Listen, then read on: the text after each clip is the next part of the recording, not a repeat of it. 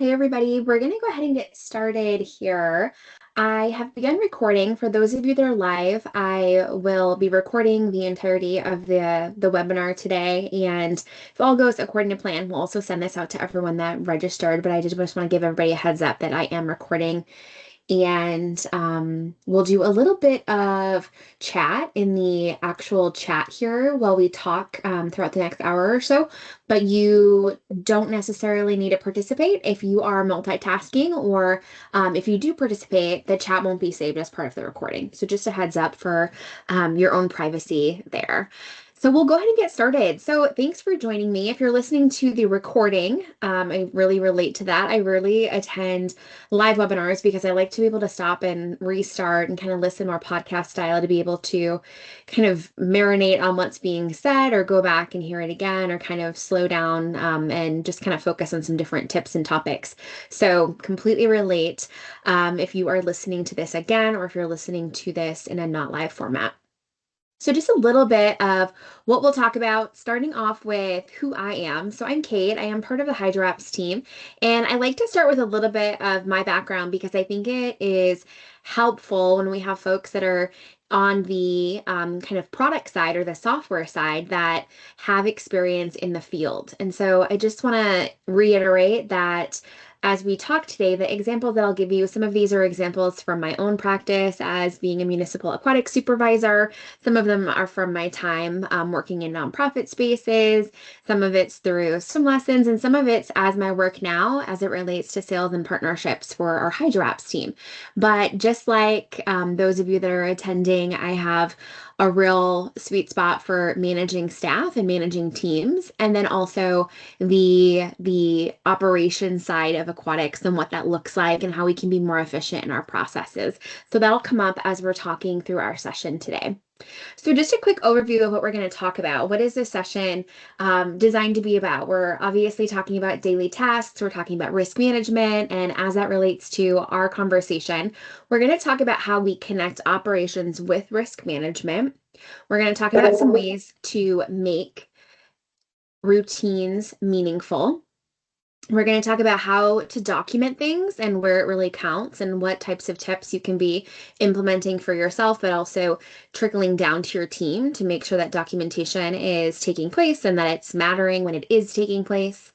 We'll talk about data. So those of you that are into data, we'll talk about kind of the numbers side of it. And then we'll talk a little bit about the other side where we're storytelling and talking about what's going on in our operations and in our teams. And then finally, we'll talk about accountability and how we build a culture around risk management and also a feedback-based culture and how that really marinates kind of all of these concepts together from the operations piece, but also the risk management piece. Hopefully, there's something in here that is of interest to you along that whole continuum. And if you are live, feel free to pop in the chat something that you'd like to take away. So my goal obviously will be to make sure that we touch on those items if you're putting it in the chat. If you're listening to the recorded version of this, just pause for a moment and think about kind of what is a big takeaway that would be beneficial to you right now with where you are in your career and where you're at with your operations, and what your understanding is about risk management. And if I don't cover it through the end of our webinar, through the end of the training, I'll have my email at the last slide, and I invite you to reach out to me, let me know a little bit more about what that is, and that can help maybe shape some future content that our team creates and we can help you with. So starting first, we're going to talk about this idea of connecting operations and risk management. So for our functional purposes, operations are really the daily tasks that you're doing on a day-to-day basis. Sometimes you're doing more of these than others on different days. It really just depends on what your structure looks like. But oftentimes we have numerous touch points throughout our day that contribute to our operations. And a lot of us even have teams that are robust enough that they're helping support certain levels of operations for us, whether that's program management, maybe that's facilities. It could be special event management if we're in a collegiate environment and we have someone who runs swim meets and things along those lines. But generally, all of us, regardless of what our job is in aquatics, it touches operations in some capacity. Risk management is the work that we do to identify and then react to and hopefully reduce potential hazards. So when we do these things in synergy and we do them together, the end result is that we're serving the community that we work with and that we're keeping everyone safe, which is inclusive of our patrons, but also of our team as well. When it comes to routines in general, I'm going to talk a little bit about some of the examples around operations and routines and things. So we're also going to talk a little bit about some of the mindset behind habits and routines and culture building and things along those lines. But for our purposes today, when we're talking about routines, I really want us to think about the idea that small tasks, small daily habits, adding those up can long term move us in the direction of not skipping or mismanaging tasks. And that is a behavior that we're able to prevent our team from overlooking. And this becomes really preventative. I think we think of a lot of other types of things we do in aquatics as being preventative. So we are super mindful about training and certifications. And that feels really preventative. We focus a lot on the swim lesson side of things, and that can feel really important towards prevention of drowning and water safety, and that has bigger ripples into our community as well. But we also have the ability to think about that when it comes to all of the tasks that our team does, whether that's our part-time team or our full-time team, and use that also as a layer of prevention. The couple of examples here are sometimes, the benefit of or the outcome of missing a task doesn't actually lead to something negative, but over time, the collection of those missed tasks or those collection of those missed habits or those check boxes and things along those lines can eventually build out to lead to closures and injury, even death, or just non less essential ability to actually deliver whatever type of service or job or outcome we're supposed to provide. Doesn't happen every single time, but that really is the takeaway, that this can be the foundation of prevention, but we have to be mindful to that. And then we have to line up our behaviors and line up our policies to move us in that direction. So before we get too far into some of the other components here, I just want to talk a little bit about what a compliance-based culture is and a culture-based operation is. So a compliant-based operation is going to be really generally looking at every single task as something that you have to do instead of something on the culture-based operational side where you're really leading with this idea that the things that we do on a daily basis, even if that seems really, really small, like a chemical test or taking the water test or going back and looking at what the temperature is, checking if the doors are closed, all of these things can really be positioned and marketed to our team in a way that makes them feel like that it's part of the continuum of prevention. We also can shift our focus. Compliance is going to be thinking about, I checked this box off, versus a mindset of who does this behavior help protect? So when I'm doing this action, this small action, which might feel really, like a tiny, tiny thing in the context of my 8-hour shift to take the pool test one time, if I can think of it more of the outcome-based focus of who does this action protect, that really helps me as a person associate the behavior that I'm supposed to do towards this idea of protection and culture and prevention. So you can kind of see there's a little bit of a shift here. I am very candid about the fact that I wasn't always the best lifeguard. I wasn't always the best lifeguard manager either, or swim lesson coordinator. And there were times that I would kind of cut corners in an effort to get things done quicker or focus on the things that I liked about my job. But if I was able to position everything as this idea of moving us closer towards a safe and successful program and a facility that everybody leaves that comes, that really can help people remember why they're doing these behaviors.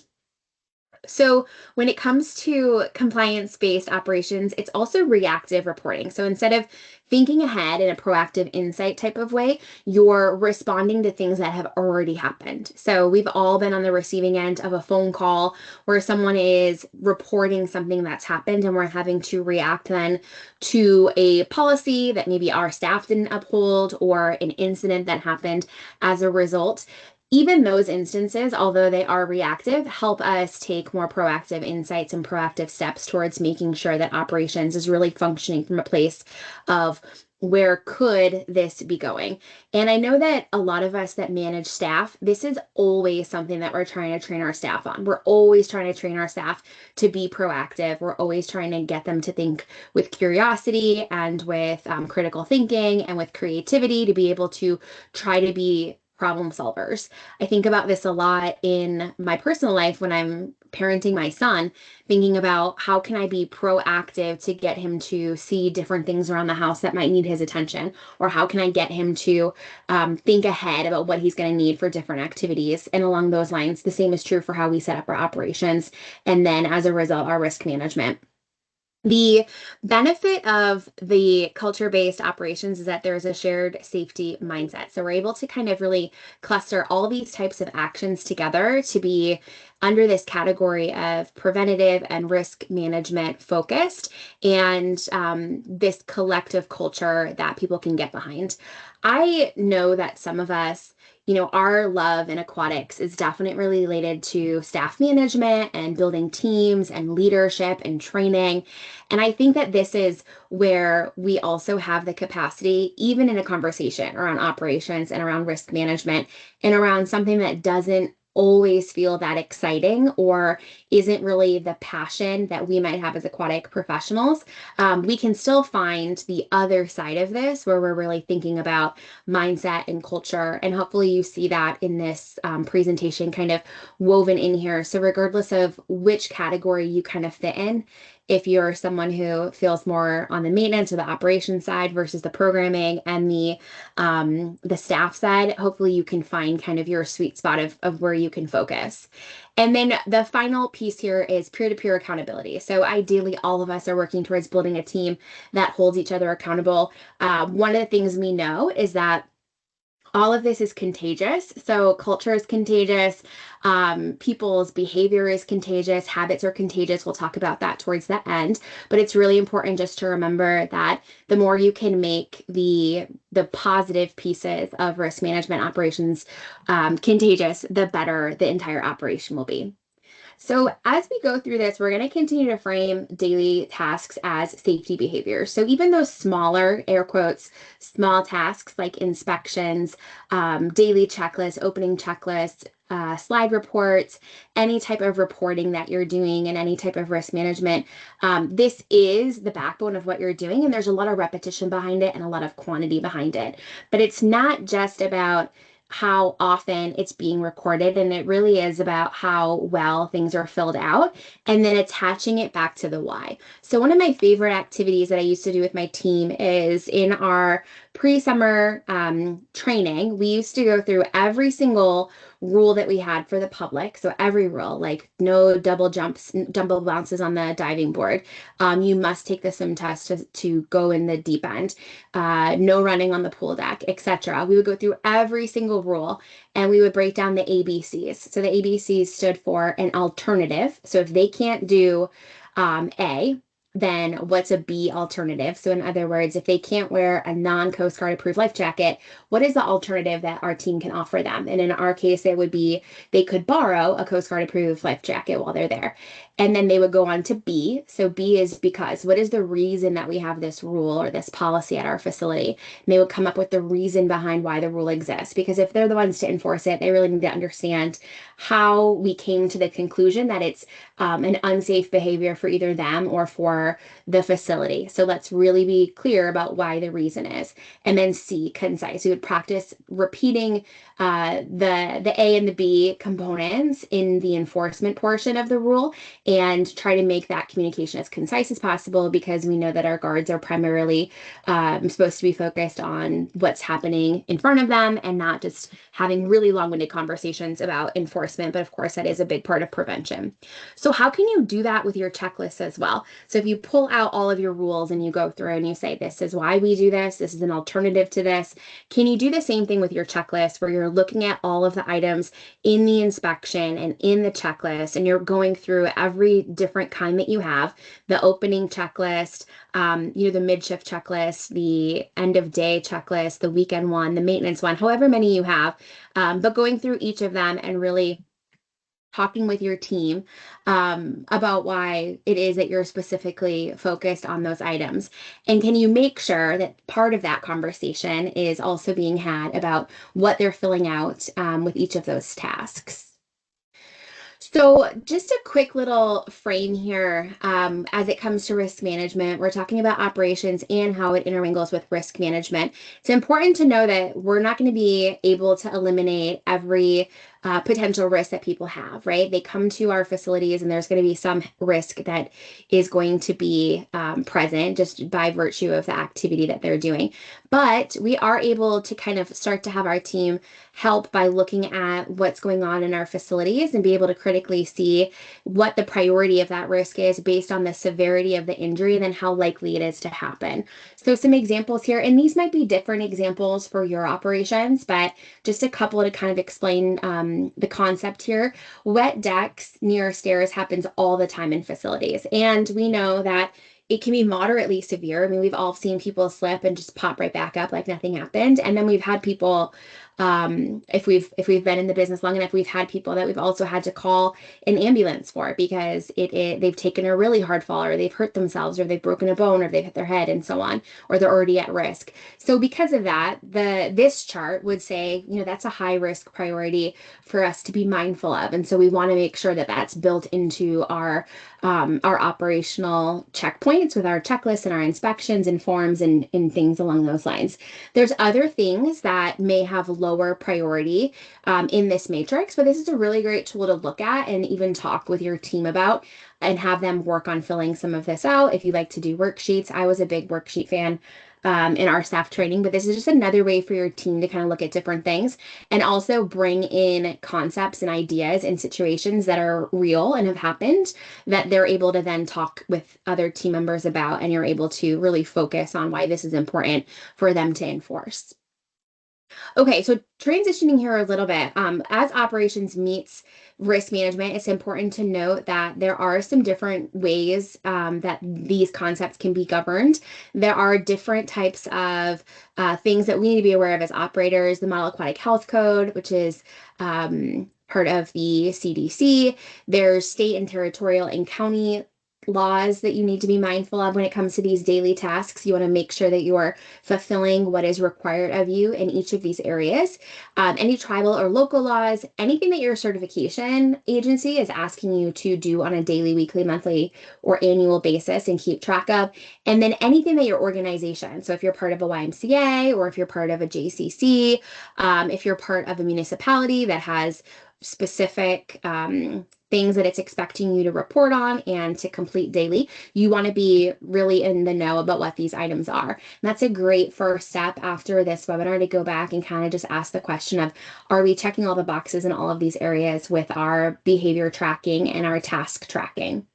So because the Model Aquatic Health Code applies to most of us, I'm going to just make a few notes here because we do find as well that some people, this is one of the most searched things. How do I follow MAC? And we have a lot of Hydrops customers that it's their first time kind of understanding how they can be following some of the guidelines in the MAC through operations and risk management. So the MAC is the Model Aquatic Health Code.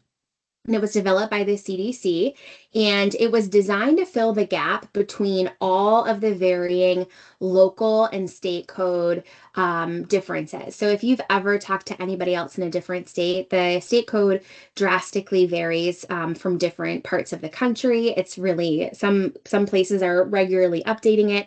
Some states haven't looked at it in literally decades. So it was designed to become the national best practice and to bridge those components together. It is updated every 3 years. It just had an update.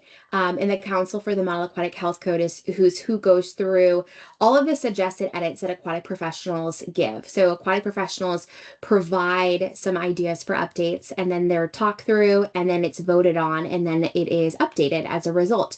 So even if your state doesn't adopt the Model Aquatic Health Code, it's first of all important for you to know if your state does or does not. And then also, it's important for you to know that this is still considered the national best practice. So even if the state that you're in doesn't uphold that, if you have any type of instances where you need to provide documentation and proof of operational behavior and task management and completion, it is possible that they'll use what is written in the Model Aquatic Health Code. So because of that, many people are doing their best to meet the Model Aquatic Health Code standards, if not surpassing it.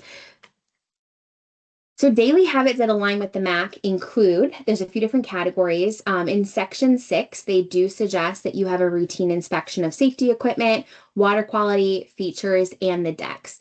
So this is a very long sentence, which we would break down to have lots of different components. So you would have in a checklist or an inspection, you'd want to make sure that you have all the features listed out, all of the areas of deck listed out, and then all of the safety equipment listed out as well. So that way it's really granular about what your team is supposed to be checking. There's also an emphasis on record keeping and making sure that there is a actual document that happens. So not just an instance of saying, yep, we did the routine inspection of safety equipment, but there's also keeping of the record, making note of when it's happening, who's completing it, and then also any corrective action that's identified and then corrected as a result. There's also a part in there that means that you need to be taking corrective response when hazards are found. Sometimes the most appropriate corrective response isn't actually fixing it, but it might be closing that if you can't get to it because you don't have the extra parts or you don't have the ability to make that correction. So sometimes when hazards are found, the corrective response that is appropriate might be a temporary closure, which is really tough on the community and sometimes on the agency, depending on how supportive your team is. And I do know that. Policies and management, so requiring staff training and certification records to be maintained and accessible. So accessible means that when someone comes out onto your pool deck, they're able to access that information, which means that if you don't have any way for your folks to look up certifications digitally, then that means that you do need to have them physically available and on deck, and that would be for everybody. So that means that if you hire a new person every couple of weeks, that binder needs to be manually updated if you're not using a digital tool.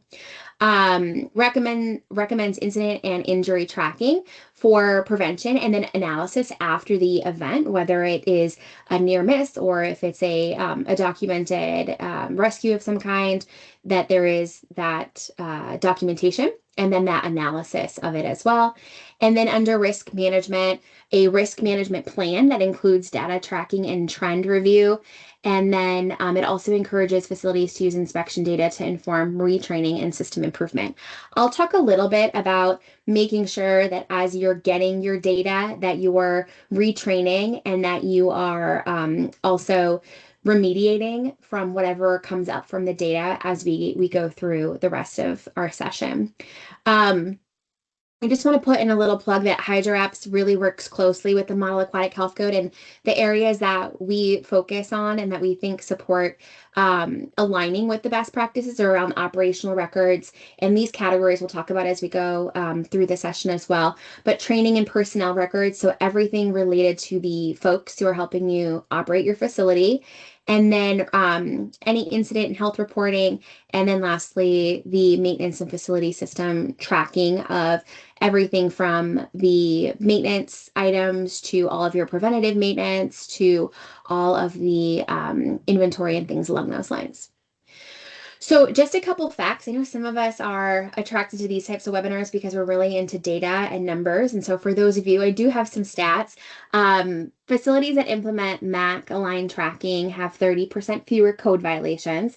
So that is a great reminder that just there's benefit to understanding where to find the MAC and reading and understanding what's in it.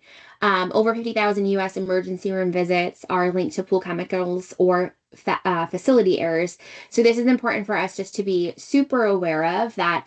It's not always the risk of swimming and being in water or the risk of being around higher risk slides and rides and diving boards and climbing walls and things like that. It's also the risk of being around water that's not treated correctly. And that's a really important thing for us to remember because we tend to do a really good job remembering this around the water safety component. But there's also the other layer of water safety that has to do with chemicals and facility errors that potentially can be made with mixing different things and things along those lines. Facilities that focus on data are 2 times more likely to identify trends before incidents occur. And then 1 in 8 public pools were closed during CDC inspections for health and safety violations. So this is just another reminder that these things can be preventative and that we really can turn behavior into those steps. So just a little action item for this first part here, just thinking ahead to a daily task that if your team improved upon reporting could have prevented a past issue that you had or a near miss at your facility. And that's just something that you can think about kind of on your own as you move forward here. We're going to talk about making routines meaningful. So one of the things that I think is really important is that when we are reducing risk, we are also helping our team feel more confident in the steps that they're taking at our facility. So linking, I already talked about this a little bit, but linking every checklist item, every process, every procedure that our team is doing to that why helps them understand that it's an active prevention tool. It's not just one of those kind of office tasks or those administrative tasks that they're doing, but it really is part of the overall safety culture that our team has.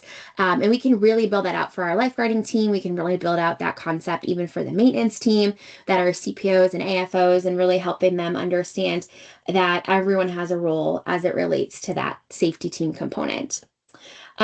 We've talked a little bit about habits. We're going to dig in more deeply here. So this is where we're going to get a little mindset and kind of psychology focused, but we can turn repetitive tasks into safety actions through this idea of habit building. So we know that some checks and some things that we do on deck have a really high impact and they kind of have a high outcome for low amount of effort. And it's always great to think about in the matrix of what are the things that are low effort and low outcome? What are the things that are low effort and high outcome? What are the things that are high outcome, low effort, and then high effort and high impact? So this list here, making sure guard equipment is ready to use, all of our feature and slide inspections, making sure that all of our equipment and our audits are being taken into account, chemical records. We just talked about the fact of so many people can have adverse experiences at our facilities due to chemicals. And then also walking the deck. I think walking the deck is one of the most skipped things that our team does, which I think is a really great opportunity for us to just find some ways to stack those habits for them. And we can talk a little bit about routines here as we do this.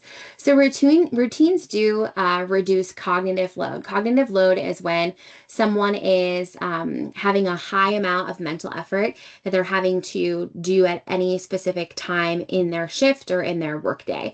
So lifeguards are already folks who have high responsibility roles as our aquatic professionals. I no longer am supervising facilities, and I can say that when I left my municipal job, I felt a difference in my cognitive load immediately about not having to constantly worry about what was happening on my sites and at my facilities without me being there or being able to really kind of drop into what was going on. So it's important that we know what cognitive load is in general, but just being mindful that cognitive load really can accelerate burnout. And so this makes a lot of sense as we start to talk about this type of thing as aquatic folks and as especially as lifeguards and younger professionals that are still working on the tools they need to keep their brain healthy. So just a couple things about reducing cognitive load. It supports consistent and confident vigilance by helping them not be tired tired of making decisions. So if you're a parent, you definitely have had decision fatigue when someone's asking you, what are we doing next? What's for dinner? What can I go over to my friend's house? I'm bored. Can I go on my Switch? All that type of stuff, right? Decision fatigue is definitely something all of us have been familiar with before. Building muscle memory. So like I gave that example about walking around the pool deck, if we're able to have certain types of movements related to different times of shifts and times of day, this can be really productive to our team, especially because there's such a physical element to lifeguarding. A lot of our aquatics teams are really active by nature, but then we have them sit in a chair and be less active with their body. So finding some ways to really make sure that they're physically moving through different motions can be really productive. It also can help people who can get kind of restless and then tend to have other difficulties with focusing and reacting and observing what's going on in their zones and in the facility. It can promote early detection. So we talked about the difference between being reactive and proactive. It can improve confidence and calm. So we know that one of the things that lifeguards can struggle with is freezing in the moment. And so if we're able to help take away some of the decision making that they need and reduce some of that decision fatigue, help them feel really sure about what they're doing, that gives us hopefully more capacity to respond with confidence and be regulated. So instead of feeling like we're out of control in our own experience, it helps them be calm, be regulated, and be able to respond in regular situations and then in atypical situations, which is where a lot of that rubber really meets the road. And then the fifth one, it enhances team coordination, which is something that all of us are wanting to do on a daily basis with our teams. So the habit loop is just an important thing to note here. If you've ever read Atomic Habits, they talk quite a bit about the habit loop, and you can also find lots of podcasts about this concept. But the idea is that there's some kind of cue that then feeds into a routine, and then there's a reward. So an example of this would be you check your phone, you get a dopamine hit from seeing that you have a Facebook notification. I'm sure most of us are millennials or better. So it's more of the Facebook and the Instagram than some of the other stuff. And then it reinforces that behavior. So that is the habit loop. And that's why it's so easy to fall into habits that we might not consider super positive. It's actually easier to kind of air quotes catch bad habits. Like this one is a great example. I think on average, most people are looking at their phone like over 100 times a day. So how do we take that concept? How do we take the psychology behind how habits work and make it work for us? We're all about efficiency. So for us, the kind of connection here is that you can use cues and routines and rewards to hopefully connect to these daily habits and these small tasks that your team are doing that really add up to something more meaningful. So a cue, for example, could be that you notice the time, and that helps serve as a reminder that you need to take the pool test every 2 hours on an even hour time. So 10, noon, 2, etc. The routine after you look at the clock and you know that you have to do that would be to open up whatever software you're using and enter the readings in there. And then the reward is that you know the process of going through that function, saving the data, and then you feel like you have peace of mind because you know that you've done a part of the safe cycle for risk management. Some other examples I'll talk about here in a moment, but just to explain why this works, whenever we use a cue, we're able to attach a new behavior to what we're doing, and these small things over time can help those tasks feel more automatic. We tend to think as humans kind of in these big swooping, we have to change everything all at once. Like New Year's is coming up and everyone's going to kind of just completely change how they exist in the world and their personality for 30 days. But we really can start small with micro habits. And I think this is an area that we can also help our team really celebrate and win. It doesn't have to be huge things all the time, but we can focus on different habits and then reinforce those for the sake of consistency. So here's another example of this habit loop. So an opening checklist and a deck walk, we talked about, I think this is just my anecdotal experience that deck walks tend to not be, they tend to be overlooked quite a bit. And even though people are checking off that they're doing them, it's not always the case. But a cue might be that your team, the first person clocks in for their shift, and right away they know that that's their cue to start the pre-shift checklist and walk the deck to inspect the items in that checklist. The reward would be, again, tying them back to the idea that they feel confident in the facility being ready for swimmers. But the reward can also be something else more tangible, like they get to pick the first spot in the rotation, right? So there's those internal rewards, and then there's the external rewards as well. And everybody has a different metric to how their reward center is wired, and if they're intrinsically motivated or not. And interestingly, they might be really intrinsically motivated on some things and then not at all on other things, which means that they might have a really regimented workout routine outside of work, and then they show up to work and they're one of those staff people that you have to constantly kind of be on about doing different things. So people will show up in all different types of ways, but the idea here would be that you can add in some different layers of rewards. Another idea is you can pair the deck walk with something else. So once everybody has completed one part of whatever that routine is, then together you move into the next part of the routine, which could be either right after the first reward, or it could be before you get to that first reward, like a pre-shift huddle where the head guard goes over all of the information needed for shift. One more here, and then we'll transition. This is related to a pre-shift huddle. So this is just another example. Staff can clock in and then gather right away for safety reminders, and then their assignment of specific updates. And then the reward is everyone starts together and on time, and we take good kind of benefit from working together as a group and having that positive culture together. So there are dozens and dozens of day of tasks that you can work on stacking and thinking about with your team about how to stack. One of the best things that I always would do is I would take a lot of this stuff to my team. So I would take it to my leadership team, and then they would take it to our frontline team, and we would just ask questions around, what things do we feel like aren't being done to the fullest capacity? Where can we add in some snacking of habits? What are things that you've all noticed anecdotally maybe, or what are some areas that you want to kind of be honest about not doing as thoroughly, and let's talk about why that's happening, what resources you need, and how we can stack this in a more productive way to be more preventative. So I already mentioned this activity. The one I just mentioned is a great activity to take back to your team, but also designing checklist worksheet of why do we do all of the things in this checklist? Why is it essential to check if the ladders are wiggly on the handles? Why is it essential to check that the windows are locked before we leave for the end of the night, and so on? This just really helps attach reason. And I will say one of the most important parts of this process is that if your team can't come up with a reason for the item, that means that either there's an opportunity for you to educate them on why it's important, or there's an opportunity for you to eliminate that item if it's not essential. So if you can't come up with a reason why as the person who designed the checklist, then you need to go back to the drawing board and really ask if it's essential. All right, let's talk about documenting what matters. So accurate documentation is effective communication, and it gives us insights into prevention. Generally, we want to make sure that our team is trained to write clear and complete reports. I know all of us have trained our team to make sure that they're talking about what has happened objectively and from their own perspective.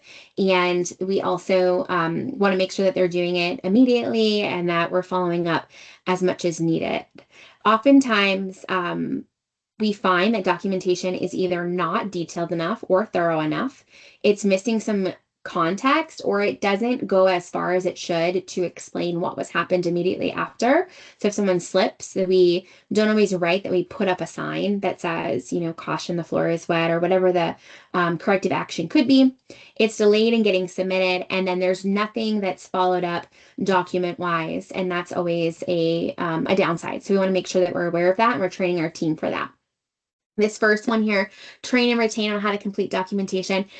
Connect documentation and process follow through with work performance. So we definitely include information about other types of prevention as it relates to work performance.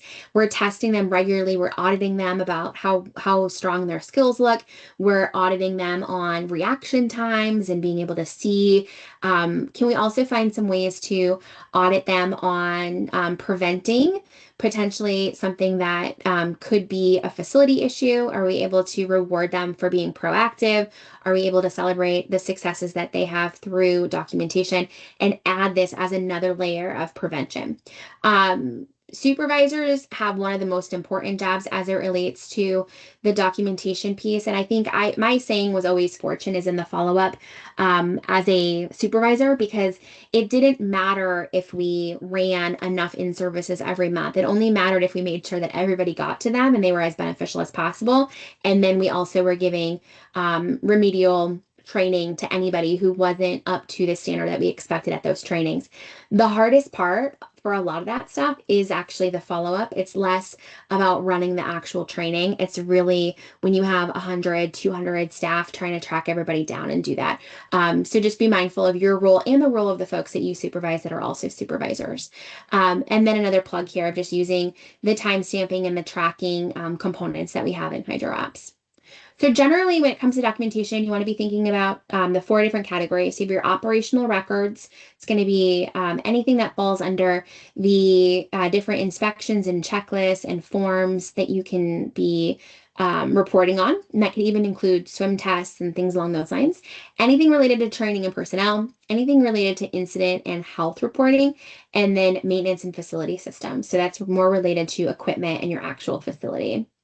For operational records, we're going to be thinking about things like anytime we're closing the pool for maintenance or weather, any water quality indications that are linked to just overall water quality anytime we're open, but also as it relates back to special events like swim meets and events and trainings and things like that.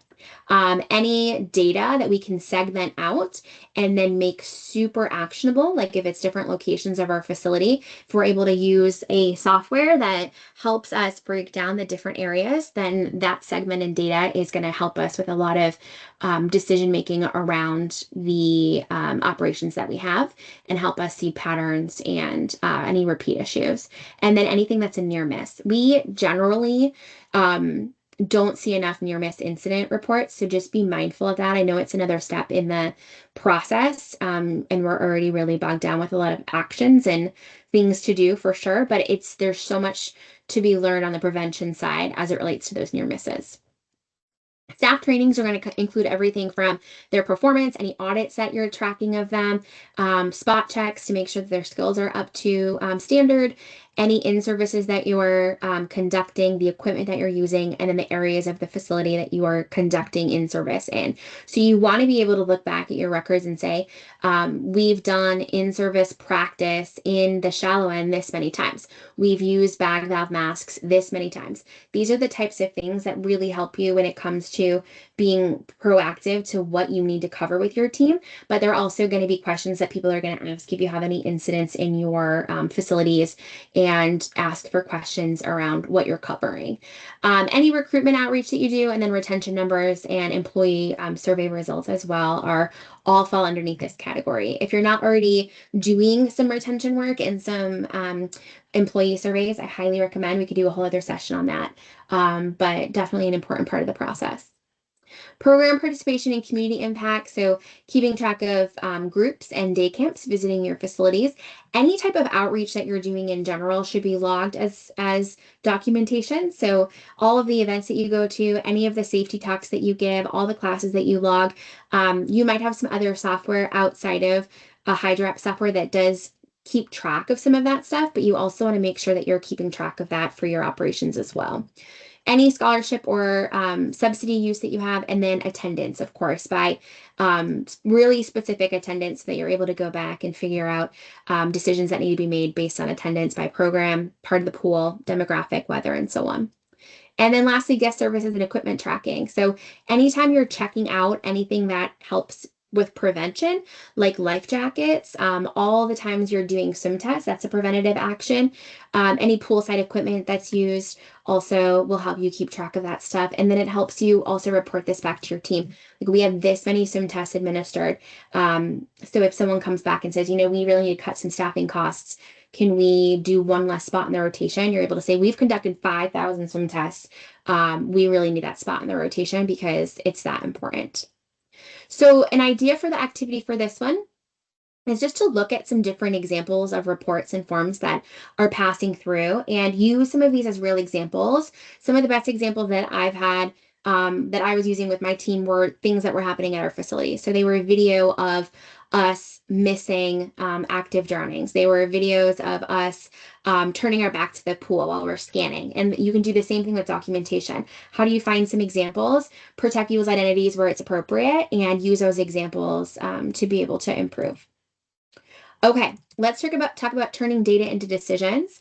So, all of your information that you collect is only so good as you're able to do something with the data. So you really want to be able to use it to translate trends into different priorities that you have. You can spot early warning signs. You can use it to help make a case for budgets that you're asking for specific line items, for equipment, for materials.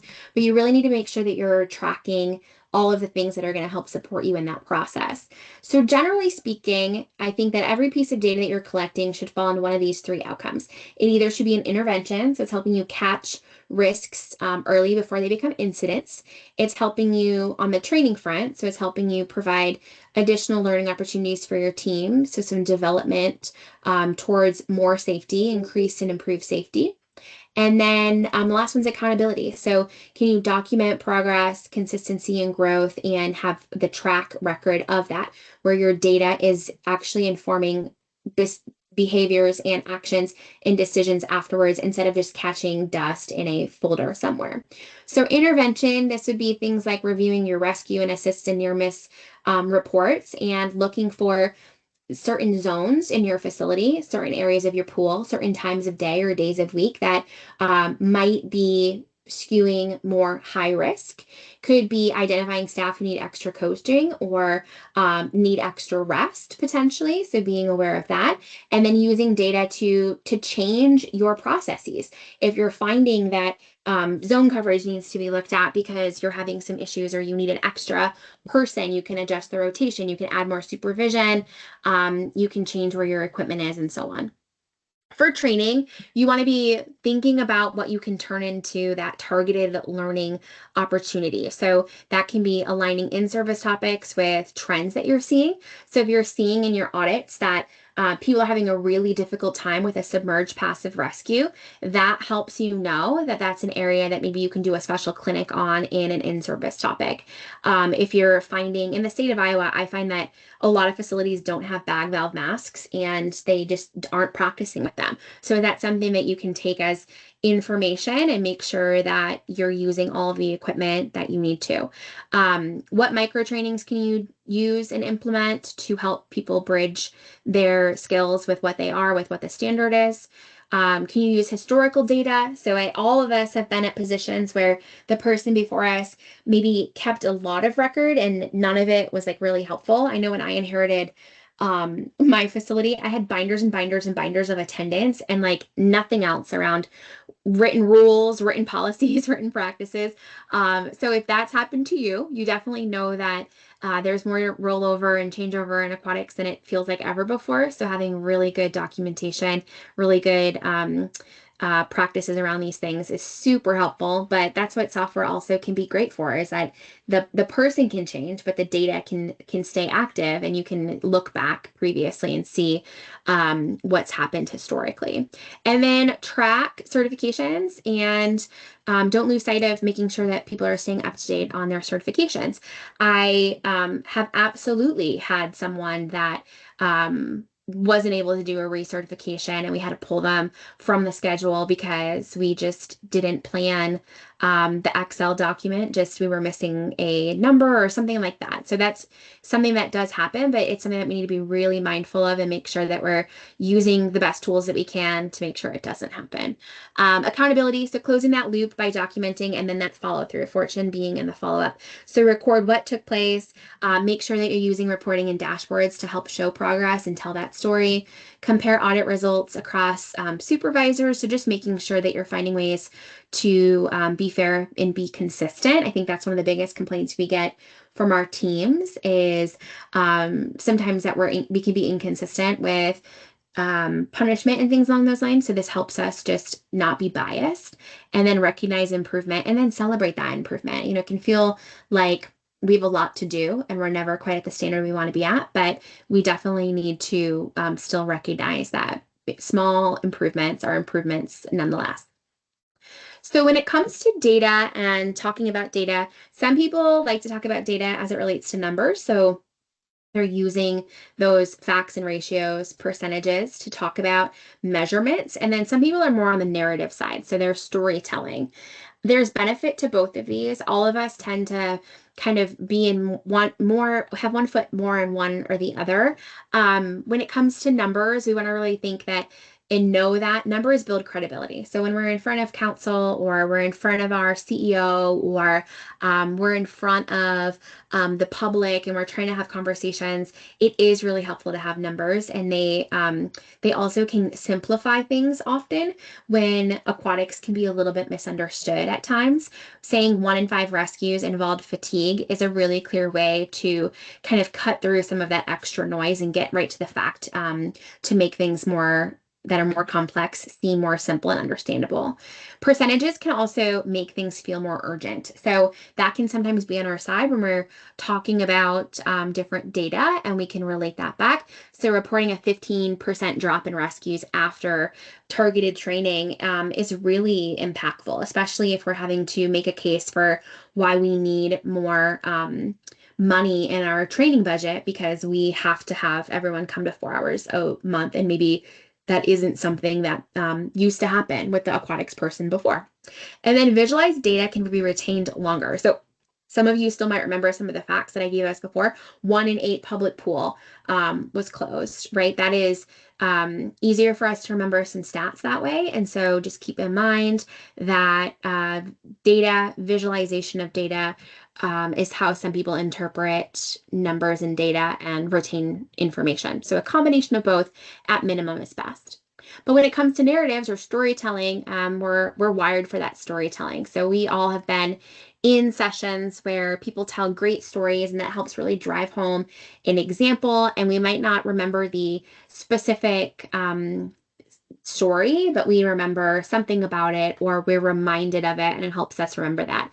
They also can trigger retention and empathy, so they can recall something in ourselves that helps us remember something we already know to be true, or just helps us remember the why behind things.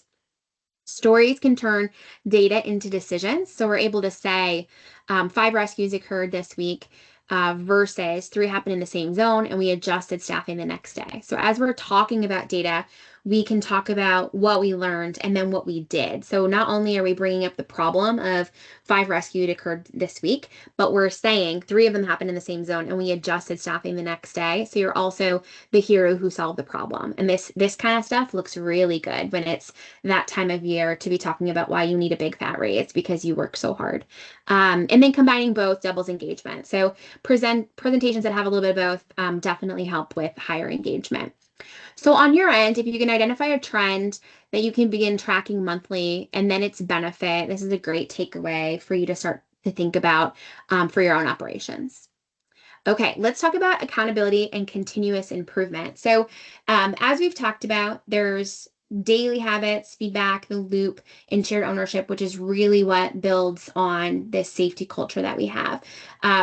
Overwhelmingly, we want to use coaching as a way to help land the data, but not make it punitive or super kind of disciplinary in nature. So just like audits, I mean, I'm very firm in my belief that audits should be coaching, and they should be a learning-based tool and not punitive. Same idea here. We definitely want to also make sure that we're closing the feedback loop. So I'm a very opinionated, outspoken person. If you know me, you know that. But oftentimes I have like quite a bit of a hangover after I've said something and I've given feedback. If someone doesn't kind of close that loop and say, okay, I hear what you're saying, here's what we're intending to do. And that can be really challenging for our team too if they operate like that. So we can't always give them all of the information about what we're intending to do, but when we can, we should. So when you can do a feedback loop and give them information, reward them for providing that data, and then make sure that they know that you're taking it and doing something with it. That can be really huge for morale. You want to recognize staff who are doing a great job at this daily tasks, both in doing the task and then documenting the tasks. You might have some people who are better at doing it than documenting it, so rewarding both of those and then marrying them together so you make sure both get done. And then accountability. So that peer accountability, if you can get folks in the trickle down system really active and helping things get done on the deck, that's going to really motivate people to do things. And it's also the really only way that you can morph yourself and kind of make more versions of you is to try to set up that trickle down culture. So supervisors should be able to see themselves as the co-writers or the co-owners of safety success. And you're able to do this by making sure that you're empowering staff and your supervisors to be a part of this process.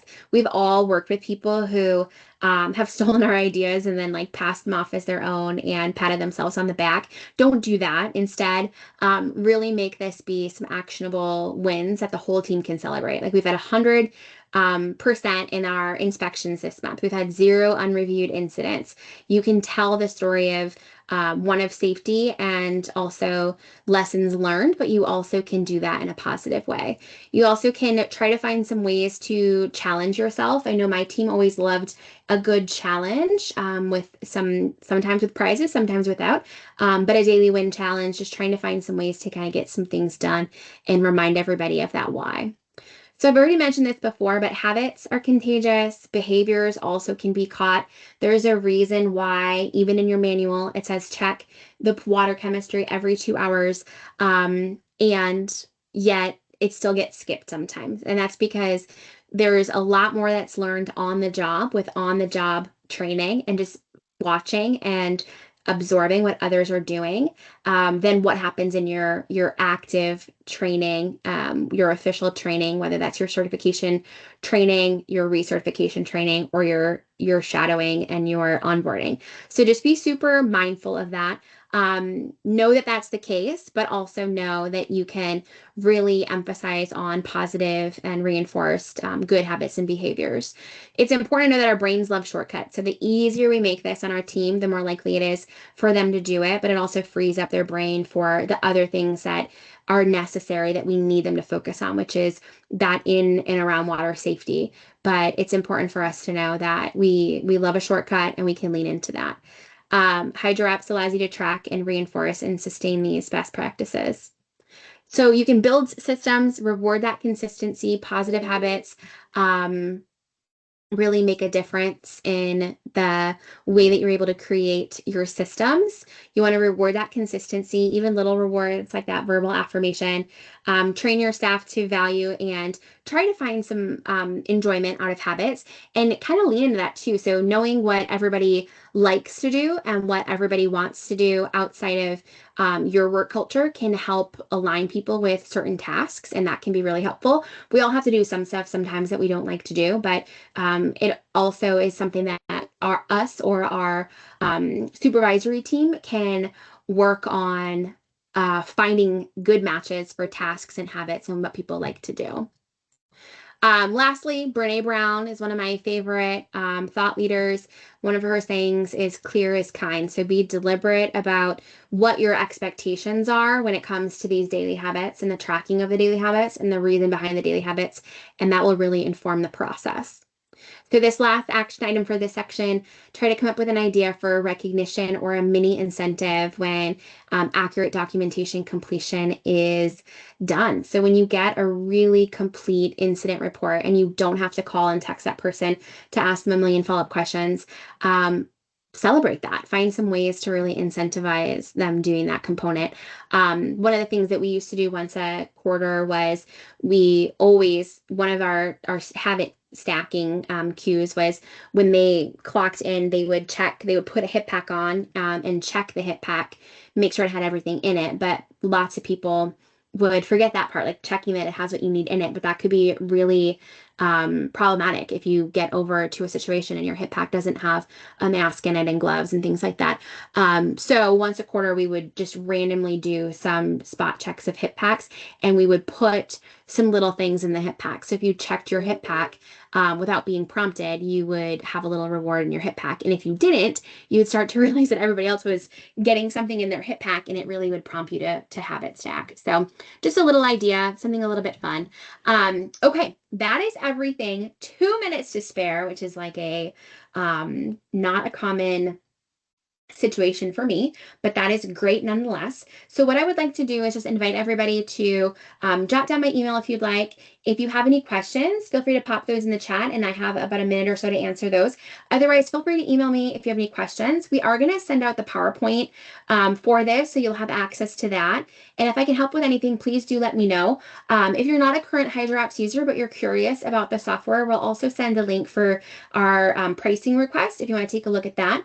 If you are a current HydroApps client, thank you so much for jumping on the call. And if you have any questions about any of the things we talked about and how we can try to find some marriage of the concepts with your software and what you're currently using, reach out to me and we can set up a time to talk as well. I'll just pause here for a moment, see if we have any questions drop into the chat. All right, well, it looks like that was everything then. So I'll let everybody go. Have a wonderful rest of your afternoon, and I'll stay on a few extra minutes in case anybody does have any questions afterwards. Thanks so much for joining us, and do feel free to join us for a future webinar. We'll be doing one webinar a month for December. The topic is going to be, I think it's New Year, New Record Keeping. So we're going to talk a little bit about record keeping and things you can be thinking about keeping record of in 2026. And then we'll have the 2026 schedule and calendar of topics out as well. But I'm always taking new ideas. So if you think of anything, I'm all ears. So let me know. Thanks, everybody. Have a great rest of your day.